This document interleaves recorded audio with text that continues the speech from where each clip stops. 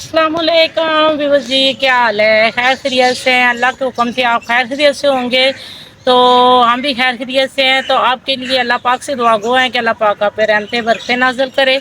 तो प्यारे व्यूअर्स जी, आगाज़ करने लगे हैं नए ब्लॉग का। तो आपने भरपूर साथ देना है हमारा, तो हमारी वीडियोस को ज़्यादा से ज़्यादा वॉच करना है व्यूअर्स जी। तो जिस तरह आपको पता है कि परेशान है, बहुत ज़्यादा इंटरनेट प्रॉब्लम चल रही है, तो हम लाइव स्ट्रीम भी कर देते हैं व्यूअर्स जी। तो थोड़े मजबूर हैं कि वो सिग्नल बहुत ज़्यादा ड्रॉप होते हैं, तो अपने व्यूअर्स से ही हमारा जो है ना वो ट्रांसमिशन नहीं शेयर हो सकती। तो इसलिए आज फिर कोशिश की है कि एक नया ब्लॉग बनाया और नई जो है ना वो कलाम पढ़े। तो आपने हमारी वीडियो को ज़्यादा से ज़्यादा लाइक शेयर और वॉच ज़्यादा करना है व्यूअर्स जी, यही आपसे रिक्वेस्ट है। तो अल्लाह पाक आपको खुशो खुरम रखे, आसानियाँ रखे, रहमतें बरकतें नाज़िल करे। तो आगाज़ करेंगे आप अपने कलाम का।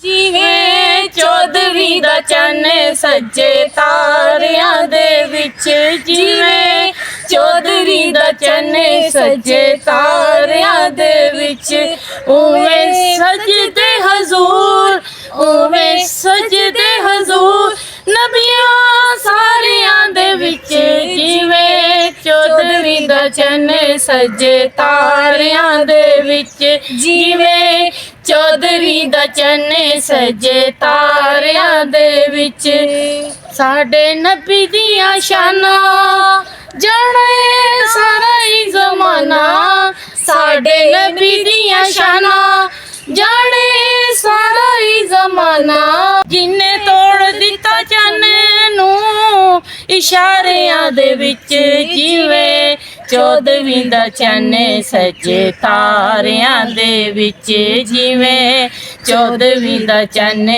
सजे तारियां दे विच, उवें सजदे हजूर, उवें सजदे हजूर नबियां सारियां दे विच, जिवें चौदहवीं दा चन्न सजे तारियां दे विच, जिवें चौदहवीं दा चन्न सजे तारियां दे विच, शाने अक्साने पाए सारे नबी बुलाए, शाने अक्साने पाए सारे नबी बुलाए, सच्चे अरब दा लाड़ा, सच्चे अरब दा लाड़ा सारे लाड़ियां दे विच, जिवें चौधरी दा चन्न सजे तारियां दे विच, जिवें चौदहवीं दा चन्न सजे तारियां दे विच, उवें सजदे हजूर,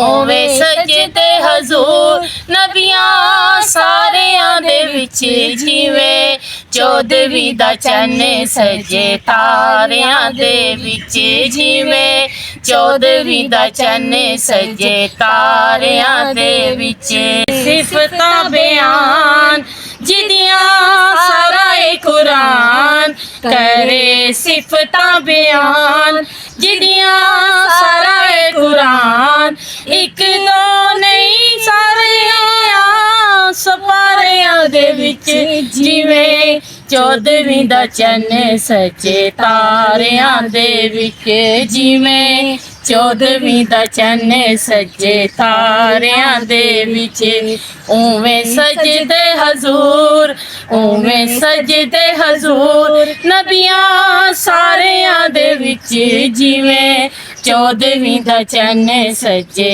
तारियां दे विच, जिवें चौदहवीं दा चन्न सजे तारियां दे विच, सुनो लोरी दी पुकार सदो कहना एक बार, सुनो लोरी दी पुकार सदो तैबा एक बार, रखो लोरी नूं वी अपने नज़ारियां दे विच, जिवें चौदहवीं दा चन्न सजे तारियां दे विच, जिवें चौदहवीं दा चन्न सजे तारियां दे विच, उवें सजदे हजूर, उवें सजदे हजूर नबियां सारियां दे विच, जिवें चौदहवीं दा चन्न सजे तारियां दे विच, जिवें चौदहवीं दा चन्न सजे